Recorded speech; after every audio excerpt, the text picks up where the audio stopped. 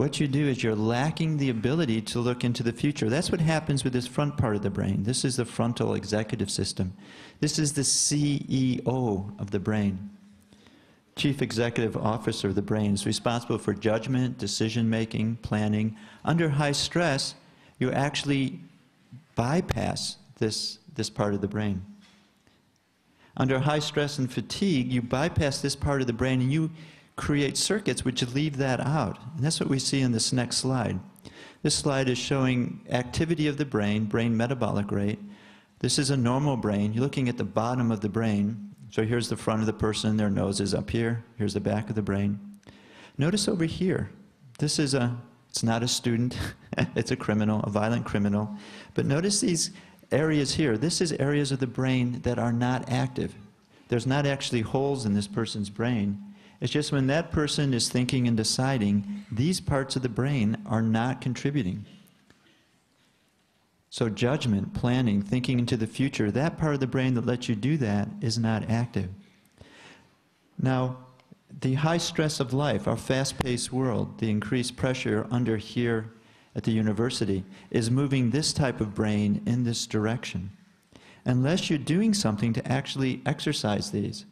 It's very much physiological training. It's like going to the gym and lifting weights. If you want strong pectoral muscles, you lift weights in a specific way. If you want to develop this part of your brain, you have to have specific experiences. And one of those experiences is this process of transcending. It's just what it does. When the mind transcends, it actually activates, it actually enlivens and integrates the CEO of your brain. Okay, now it's time to stop talking and let's see some EEG. We have here Shane Zisman. Give him a hand, please.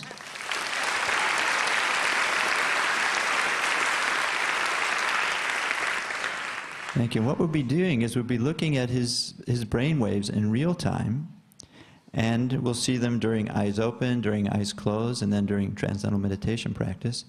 Here they come, yes. And so these big bumps here and here are blinking. Could you blink 3 times for the crowd? Very good. Thank you, Shane. Now this is, oh, some extra ones. This is the, here we have a little laughing in his EEG. What we'll do is we'll actually look at a single sensor in the front. And we'll see what's happening just in this part of the brain. This is 1 second here. There's about 8 seconds on this screen. This moving line is what's happening right at this moment. This is what the brain looks like when you're looking out at 700 people looking at you. What's happening is this very fast activity here. This is the brain taking all of the shapes of your heads and the colors of your clothes and the lights and trying to make a whole picture of it. We'll look at the back part of the brain now so we can have some perspective. Here's the back part of the brain. The key point is notice that these signals are quite different. This one is going up with one rhythm, this one is going up and down with another rhythm. What we'll ask Shane to do now is just close the eyes and we'll see how the brain waves change. And close the eyes.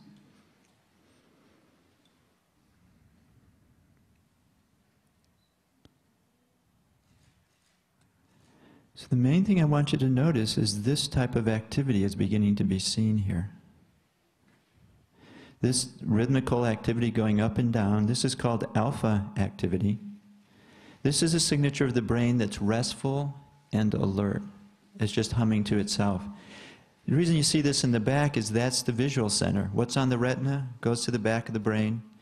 When your eyes are open, all this electrical activity is going back there. It's keeping the brain completely revved up. You close the eyes and that part of the brain can rest. And this is resting rhythm of the cortex. Notice in the front of the brain. The front of the brain is still quite active. It looks a lot like during eyes open. Because when you close the eyes, your mind is still going. This mental chatter is continually just grind away. And what we see during transcendental meditation is we'll notice that this resting rhythm of the cortex is seen in the front here. This is this idea of transcending. The whole mind, the whole body goes through a state of restful alertness. Inner fullness. So you can open your eyes, and we'll start from an eyes open. So here's eyes open EEG. So now you can close your eyes, begin to meditate.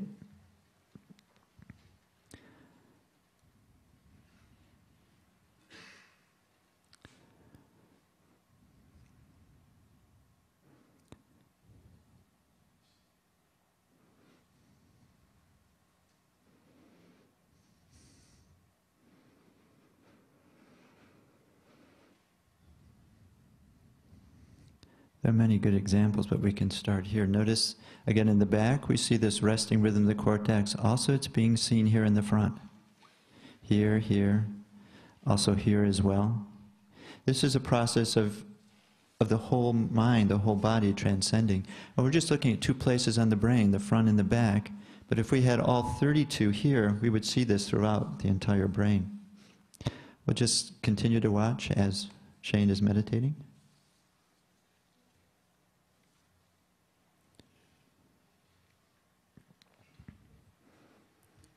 See it coming up here? Now, if Shane was doing mindfulness meditation, you wouldn't see this up here. In mindfulness meditation, it actually involves actively evaluating, watching the situation, and the frontal areas are quite active. Actually, the measurement is called lateral asymmetry. If he was practicing Tibetan Buddhism, you would not see any alpha at all. It's a very strenuous concentration technique. You actually do it, wow, look at this. You actually do it with eyes half open. And so with brain patterns now, we can address the question that someone asked earlier, how is TM different from other meditations? So this is very good. Well, thank you for meditating. You can stop now, Shane, and open the eyes when you're comfortable. The whole point that I want you to take home is back to, there he's back in the world again, is that experience changes the brain. Meditation is an experience. You take the brain to a new state, and by going back and forth, you integrate that experience, that level of fullness, with the experience of whatever you're doing, waking, sleeping, dreaming. So much so that we can ask, what will your brain be like when you graduate? What's going to be the effect of college on your brain? And we've come up with a brain integration report card. It actually measures level of integration of brain functioning in the front, overall the brain, and also how the brain responds during a task. It augments the classical academic report card with one that's looking at level of brain functioning, which is the most enduring benefit you can get from your university. Because your knowledge is going to be obsolete in about 5 years. It's just knowledge is changing so quickly. What you want to get is to structure those circuits that allow you to think clearly. So I'd like to leave you with one idea, especially those that are leaving. I want you to stay for this. This is the Wizard of Oz. Here we have the Scarecrow. Do you remember what the Scarecrow wanted? No, sorry, that's the Tin Man. You were testing me, it was very good. Scarecrow wanted a brain. And you remember what he did? He braved being burned to death, and the monkeys took him off and tried to pull all the stuffing out. He did all that because he wanted a brain, and he came and saw the Wizard of Oz. And what is the Wizard of Oz giving him? A piece of paper. So what my recommendation to you is, don't be content with just getting a piece of paper from your college education. Thank you very much.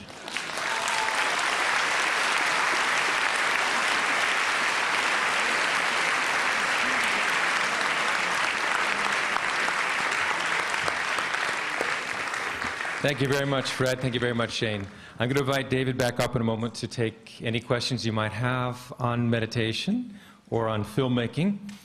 But I just wanted to say the following thing. David is really working very hard with his Hollywood contacts and other contacts to make sure every student in the United States, elementary, junior, high school, college, and graduate student, who wants the experience of meditation and diving within to have that experience, and he's therefore established the David Lynch Foundation for Consciousness-Based Education and World Peace.